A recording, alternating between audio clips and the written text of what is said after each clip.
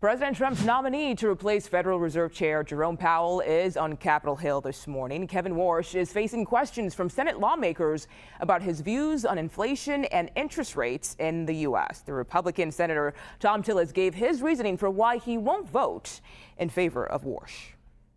I'm not going to ask you anything. You can take a break and get ready for the bludgeoning on the other side. They're going to beat you till you bleed, and then they're going to beat you for bleeding. I'm going to talk about what's preventing me from being in a position to vote for you until we've spent time together in my office. You have extraordinary credentials. They're impeccable. I think the way you're dealing with the ethics issue is strong. Problem I have is where we are right now. And I start by saying I loved your opening statement. I love your focus on the independence of the Fed. I love the idea of Fed independence with respect to achieving the dual mandate, but Fed transparency on so many other things that the Fed does that, frankly, we're all frustrated with, bank examination, supervision being some among them that I think we should have more insight into. Mr. Chair, I'd like to submit for the record 2 executive orders under President Trump, one in 2020 and one in 2025, talking about making federal architecture beautiful again, and focusing on trying to preserve the integrity of old buildings. Without objection. Thank you. And, Mr. Chair, I will be submitting an analysis, but if we can go to slide 2 and turn it up right. Much has been made about the building project that has Chair Powell under investigation. I'm not going to get into the details except to say that I used to work for a firm that did audit and compliance, so I'm naturally wired to go back from the ground up and figure out what the deal is. Here's what I know. The Martin building has been conflated into this project to make it a $4 billion building. Even if you put the Martin building in, it's a $3 billion building. The reality is what we're talking about is the Eccles building and the East building, for which, bring that up higher, Jack, you're a tall guy so people can see it. These are the overruns, and these overruns occurred in part because the cost of inputs went up 69% since the original estimate. Asbestos was identified. Remediation was required. Pylons had to be built underneath the building because it turns out they used it as a landfill, and they had a water table issue. There were a variety of reasons why this building went over budget. And as a matter of fact, if we put everybody in prison in federal government that had a budget go over, we'd have to reserve an area roughly the size of Texas for a penal colony because of the way government projects work. And the reality is the overage of inflation adjusted was about $730 million, the majority of which seems to be legitimate. Next slide. Not acceptable, unfortunate, but legitimate.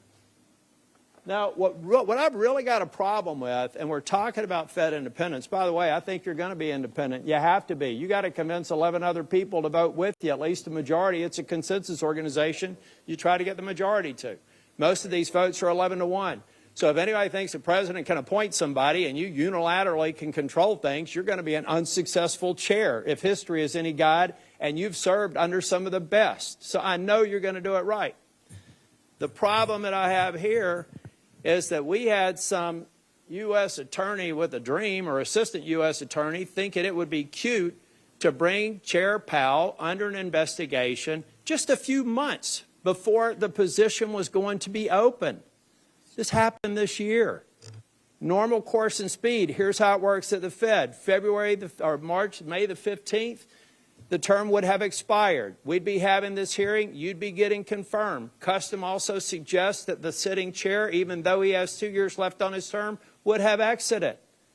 But instead, we have somebody who thinks a building project that went over by about $700 million with a lot of what seemed to be justifications for it are holding up this whole process. It sounds like to me somebody over in the DOJ didn't even check with the boss. The boss said on the same night that I said I can't go forward until this bogus investigation is done with, said he didn't know anything about it. So we've got people in DOJ over in the D.C. circuit or the D.C. district doing these investigations.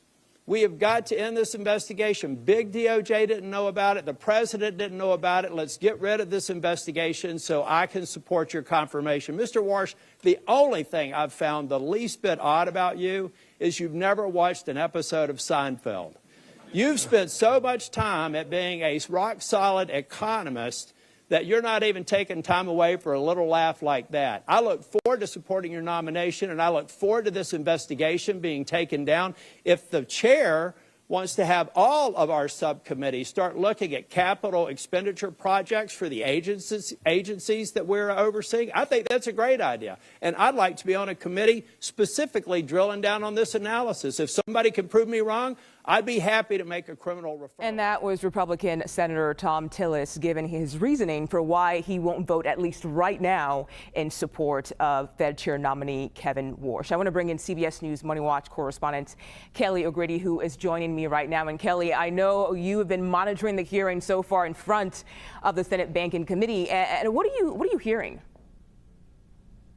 Yeah, look, there's a lot of theatrics. The piece about Tillis that you just played, I think, was one of the pieces that really stuck out to me. You know, him bringing up the fact that he will not vote to confirm Warsh, at least for now, because of this ongoing investigation into Fed Chair Powell.